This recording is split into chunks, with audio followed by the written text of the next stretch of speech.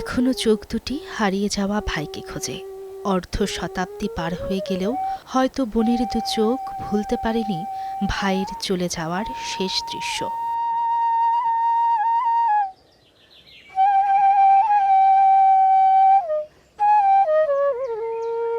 ফরিদপুর জেলার মধুখালী উপজেলার সালামতপুর গ্রামে বাবার ভিটায় তাই এভাবেই তাকে খুঁজে পাওয়া গেল। কথায় কথায় উঠে এলো ভাই বীরশ্রেষ্ঠ মুন্সি আব্দুর রৌফের সাথে তার ছোটবেলার কথা। আমরা 3টে ভাই বোন, 2 বোন 1 ভাই। ছোট বোন হলো সাঙ্গুরা বিয়ে দিয়েছে, আর আমি এইখানে আছি ভাইয়ের ভিটেই। এই ভিতর দিয়েই ছোটোবেলায় সময় কাটাইছি। ছোট সময় তো চাকরিতে গেছে 16 বৎসরে চাকরিতে গেছে। বয়স খুব কম ছিল। আমরা পিঠে পিঠি ভাই বোন, 3টে ভাই বোন, আমরা পিঠে পিঠি।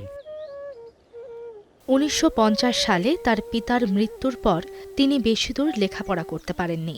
সংসারের হাল ধরতে 8ম শ্রেণীতে লেখাপড়া ছেড়ে দিয়ে 1963 সালের 8 মে আব্দুর রৌফ যোগ দেন ইস্ট পাকিস্তান রাইফেলসে। আমার ভাই তখন 12 বৎসর বয়স, তখন আমার বাবা মারা যায়। বাবা মারা যাওয়ার কারণেই তো সে হাল ধরতে পারল না, হাল ছুটে গেল। আমাদের জন্য হাল ধরতে পারল না, আল্লাহ তার হায়াত দিছিল না, সেজন্য শেষ হয়ে গেছে। 1971 সালে বাংলাদেশে মুক্তিযুদ্ধ শুরু হলে মুন্সি আব্দুর রৌফ তাতে সক্রিয়ভাবে অংশগ্রহণ করেন। আমার ভাই আজকে দেশের জন্য জীবন দিয়েছে, এর চেয়ে বড় কথা আর আছে? এর চেয়ে বড় জিনিস নাই। সব উঠে আইসে আমার ভাই কয়ে যে আমার দেশ স্বাধীন হয়নি, আমি উঠবো না, তোমরা চলে যাও। কয়ে যে আমি দেশ স্বাধীন করেই উঠবো না, তো হানাদার বাহিনীরা পাকিস্তান বাংলাদেশ থুবেন না। তা সে স্বাধীন করেই উঠেছে, আর তার মুখও দেখলাম না, কিচ্ছু না, তার কথাও শুনলাম না।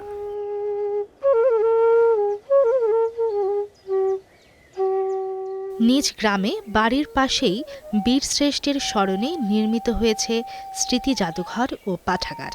সেখানে সংগ্রহের সমৃদ্ধি না থাকলেও মুন্সি আব্দুর রৌফ আর তার সহযোদ্ধাদের স্মৃতিস্তম্ভ এখনো ঠায় দাঁড়িয়ে মুক্তিযুদ্ধের গর্বিত ইতিহাস নিয়ে।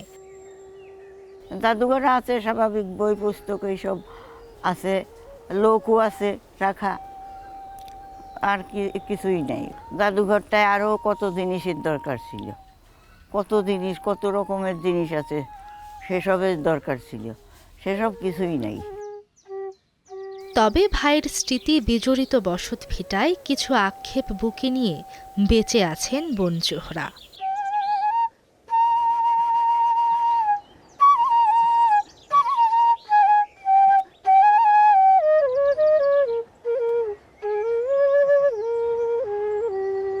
ভাত স্মৃতি নিয়েই ঘুরি খালি। এই ঘরটার জন্য সরকারের কাছে কত আবেদন করলাম আমি, না যে থাকি আর না থাকি স্মৃতিটা ধরা থাক, তা সরকার তো কিচ্ছু করতেছে না।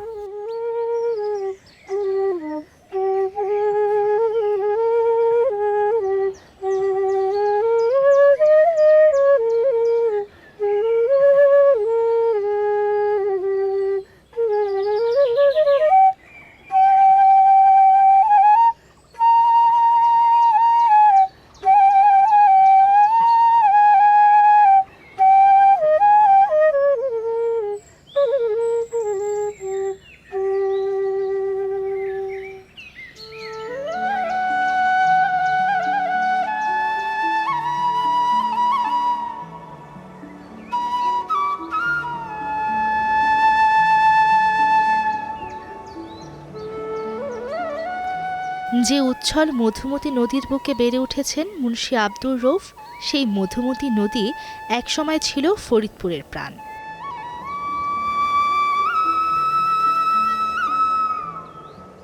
দেশের অন্যান্য জেলার নদ নদীর মতোই মধুমতি স্রোত হারিয়ে নিঃস্ব প্রায়। নদীর বুকে জেলেরা তাই এখন আর আগের মতো ব্যস্ত সময় পার করেন না।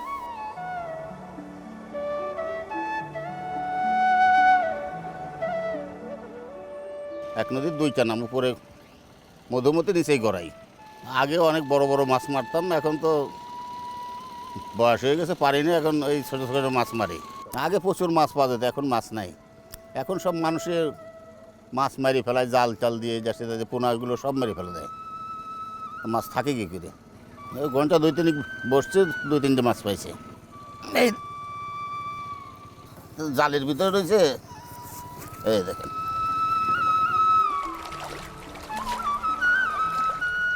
নদী আর মাটির দেশ বাংলাদেশের সব জেলায় একসময় ভরপুর ছিল মাছ আর কৃষি সম্পদে। তবে মৃতপ্রায় নদীতে কমে যাচ্ছে মাছ, আর সময়ের প্রয়োজনে বা সময়ের পরিবর্তনে পরিবর্তন হচ্ছে কৃষি সংস্কৃতি।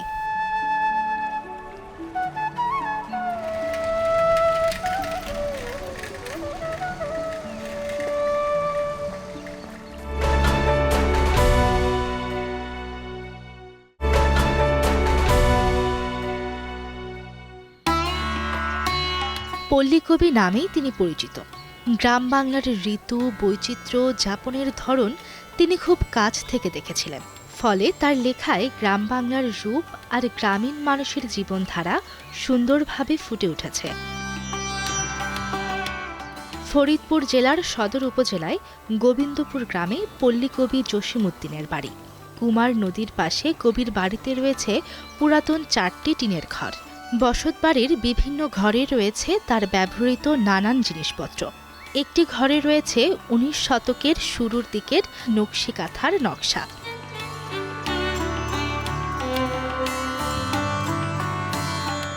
ঘরের দেয়ালগুলোতে কবির স্মৃতিস্বরূপ ঝুলছে তার বিখ্যাত লেখা। কোথাও কবির লেখায় ফুটে উঠেছে তৎকালীন গ্রাম্য সমাজ এবং তাদের পরিবারের চিত্র।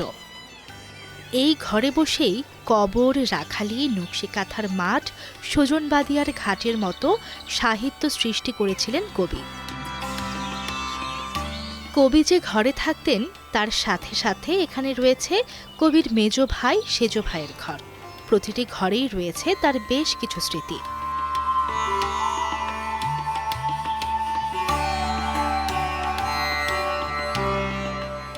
উঠোন পেরিয়ে পেছনে গেলে আগে চোখে পড়বে ছোটবেলার হাসুর ঘর। সেখানে রয়েছে 2 ছেলে, হাসু এবং বাসুকে নিয়ে ছোটবেলার স্মৃতিলেখনী।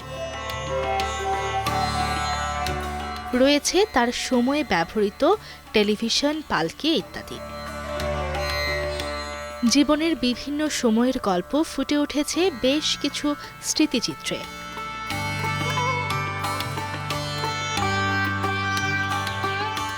কবির বিখ্যাত কবর কবিতার সাথে সামঞ্জস্য রেখে তাকে সমাহিত করা হয়েছে ডালিম গাছের নিচে। কবির চারপাশে শায়িত আছেন বাবা, মা, পত্নী, ছেলেসহ অনেকেই।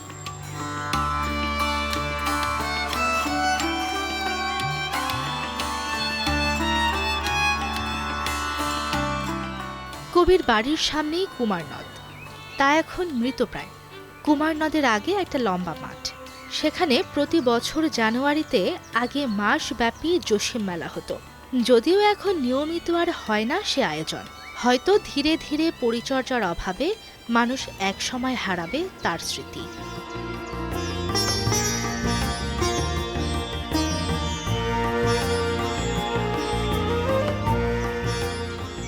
তবে তার গ্রামেই তার অমর সাহিত্যের নামে বেঁচে আছে ফরিদপুর অঞ্চলের দেশ বিখ্যাত শিল্পকর্ম নকশি কাঁথা।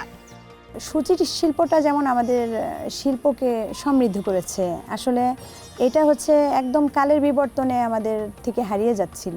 তো আমাদের ফরিদপুর তো পল্লীকবি জসিমউদ্দিনের পুণ্যভূমি। আমরা এখানে নকশি কাঁথাকে আমরা রিপ্রেজেন্ট করতে চাচ্ছি যে ফরিদপুরের সূচি শিল্পীরা কীভাবে এটাকে এগিয়ে নিয়ে যেতে পারে। আমরা এখন যে গ্রামটায় আছি এটা হচ্ছে একদম অম্বিকাপুর জসিমউদ্দিনের বাড়ির সাথেই কিন্তু আমাদের এই গ্রামটা। ওই গ্রামটাতেই আমরা কাজ করছি। এখানে প্রায় 2 শতাধিক নারী আমাদের এই নকশি কাঁথা শিল্পের সঙ্গে জড়িত আছে।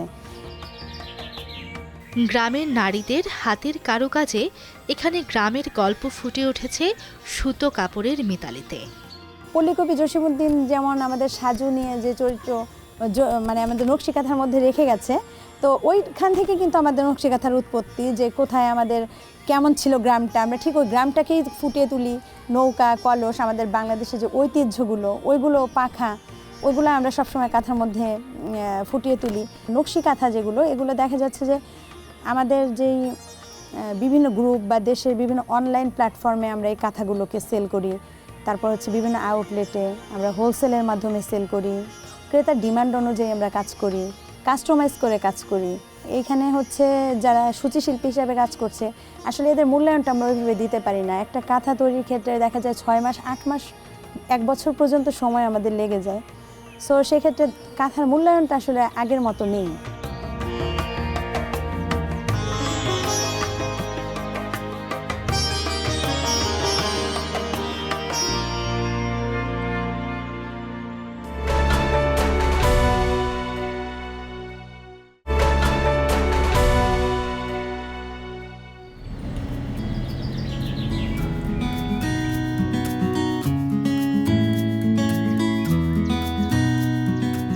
ঐতিহ্যের শহর ফরিদপুরের চাঁদপুর পূর্ব মল্লিকপাড়া গ্রামে রয়েছে শতবর্ষী কুটির শিল্প। বছরের বেশি সময় ধরে এই গ্রামের মানুষ বাঁশ দিয়ে ঝুড়ি তৈরি করে জীবন জীবিকা নির্বাহ করছে। এ কারণে গ্রামটি এখন ঝুড়ির গ্রাম নামে পরিচিতি পেয়েছে।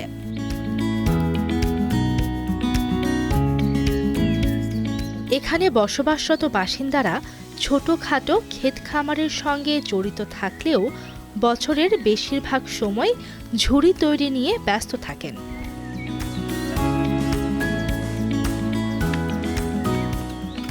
গ্রামে ঢুকলেই দেখা যায় উঠোনে বারান্দায় বসে ঝুড়ি তৈরি করছেন শিশু থেকে শুরু করে বৃদ্ধরা। বাড়িতে বউ হয়ে আসা নারীরাও শিখে নিয়েছেন ঝুড়ি বুননের কাজ। আমি কানাইপুরীর মেয়ে, আমার গ্রামের নাম বাগদি। আমি এই দেশে এটা মল্লিকপাড়া কয়, চাঁদপুর গ্রাম, লক্ষ্মীদেশ 8। এদেশে আমি 20 বছর আগত বিয়ে হয়েছে আমার। এই কাজ আসে দেখতেছি, আমার শ্বশুরির আমার এই কাজ করে এরা আসে। আমুক শিখছি, পারি না, এই দেশে এসে শিখছি। শিখে এখন ঘরে বাড়ি দুজনেই বানাই।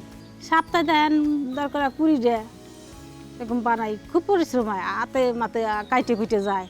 160 টাকা করে পিস দেয়, আমরা গেলে বেশি পাইকারি রেট বেশি। অনেক বিভিন্ন এলাকার এই জায়গা নিয়ে চলে যায় এই ঝুড়ি। টেকেরহাট, ফরিদপুর, তারপরে মনে করেন রাজশাহী, চিটাগাং, অনেক এলাকায়, ঢাকা, অনেক এলাকায় চলে যায় এই সমস্ত মাল। এই গ্রামে প্রায় 200 পরিবারের বসবাস। তাদের মধ্যে বাঁশের ঝুড়ি বানানোর কাজ করেন অন্তত 150 পরিবার। তাদের রোজগারের প্রধান পেশা ঝুড়ি বানানো। কিন্তু দিন দিন এসব পণ্যের চাহিদা কমে যাওয়ায় ভালো নেই এই শিল্পের সঙ্গে জড়িত কারিগররা। এই পেশা এখন আর তাদের সংসার চালাতে পারছে না। ঝুড়ি তৈরির খরচের সাথে বিক্রির দামের তফাৎ কমে যাওয়ায় তারা অর্থাভাবে থাকেন বছর জুড়ে। এই ব্যবসাটার ধরন হলো আমাদের এটা টল্লা বাঁশ দিয়ে তৈরি করা হয়। টল্লা বাঁশ আমাদের গ্রামে কারো আছে, কারো নাই। যেমন আমাদের নাই, আমাদের জারে থেকে কিনে আনতে হয় এই বাঁশ। এই বাঁশ কিনে আনি ধরেন 100 বাঁশ কিনে আনি 10,000 টাকা দিয়ে। 100 টাকার বাঁশে মোটামুটি 3 জাকা হয়। 85-90 টাকা খরচ পড়ে যায় এই জাকাটায়। বিক্রি করি 160 টাকা। ধরেন আমরা যারা পুঁজি ছাড়া লোক, এগের এই ব্যবসাটা টিকা রাখা কষ্ট হয়। কীভাবে? ওই যে 100-তে 10,000 টাকাও পাই না, 100 বাঁশও কিনতে পারি না। করি কি, বিভিন্ন এনজিও থেকে ভর্তি হই। ভর্তি হয় এনজিও থেকে লোন আনি। লোন আইনে এই বাস যে কদিন এনজিওর টাকা থাকে মোটামুটি ভালোভাবে চলি ফিরি। দেখা গেছে 2টা মেয়ে বিয়ে দিছি, একটু ঘন 2বার গেলাম, ওই এনজিওর টাকাটা ফুরিয়ে গেল আমার। এটি কিস্তি তো আর ফুরায় না, কিস্তি 1 বছর দিতে হবে। ওই দেখা গেল আমার ওই হিসেব কিতাবে একটু ভুলির কারণে ওই কিস্তি আলাগের হাতে একটু সমস্যা হয়, সময় মতন দিতে পারি না। খায়া নয়ে কোনো রকম বাইসে থাকি। দেখা যায় কোনো বছরে যদি বৃষ্টি বেশি হয়, বছর শেষে 20,000 দিন হয়ে গেলাম।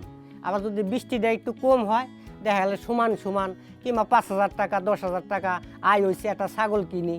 এরকম পর্যায়ে আর কি মোটামুটি আছি আমরা। আর কোনো কাজ জানা নেই বলে গুটি কয়েক পরিবারের কিছু মানুষ আঁকড়ে রেখেছে এই শিল্পকে। তবে আধুনিক শহুরে জীবনে বাঁশ উপকরণের ব্যবহারে যে নতুনত্ব আসছে, সেগুলো তৈরির প্রশিক্ষণ পেলে তারা ঘুরে দাঁড়াতে পারবেন বলে বিশ্বাস তার। আর তাতে নির্মাতার সংসারের সাথে সাথে টিকে যাবে এই শিল্পটি। আমাদের এই বাঁশ দিয়ে তো বিভিন্ন কাজ হয়। যদি আমরা তো মনে করেন বাঁশ দিয়ে যা বলবো আমাদের মেমোরিতে ধরে না, তাই আমরা অন্য কিছু বানাইতে পারি না, এটা ধরে এটাই বানাই। যদি কোনো প্রশিক্ষণের দ্বারা এই বাঁশ দিয়ে আমাদের অন্য কোনো কাজে নিয়ে যাইতো, আমরা একটু দেখলেই আমরা ওই কাজটা আমরা বাঁশ দিয়ে করতে সক্ষম। আমাদের মনে হয় যে একটু দান আমাদের এই যে বাঁশটার মান একটু বেশি পাইতাম, আমাদের কাজের মজুরি একটু বেশি পাইতাম। প্রাচীন শিল্পের সাথে সাথে প্রাচীন স্থাপনা ও ঐতিহ্যে সমৃদ্ধ ফরিদপুর। শহর থেকে ৩৬ কিলোমিটার দূরের মধুখালীর গাজনা ইউনিয়নে অবস্থিত তেমনই একটি নিদর্শন মথুরাপুরের দেউল। কে এই মঠ নির্মাণ করেছিলেন তার কোনো সঠিক তথ্য না পাওয়া গেলেও জনপ্রবাদ আছে, রাজা প্রতাপাদিত্যকে পরাজিত করে সম্রাট আকবরের সেনাপতি রাজা মানসিংহ এটি নির্মাণ করেন। আর একটি জনপ্রবাদ মতে সপ্তদশ শতাব্দীতে তৎকালীন ফৌজদার সংগ্রাম সিংহ এটি নির্মাণ করেন। এর দেয়ালে রয়েছে টেরাকোটার চমৎকার নিদর্শন। 12 কোণ বিশিষ্ট এই মঠ এদেশের মন্দির শিল্পের এক অনন্য নিদর্শন।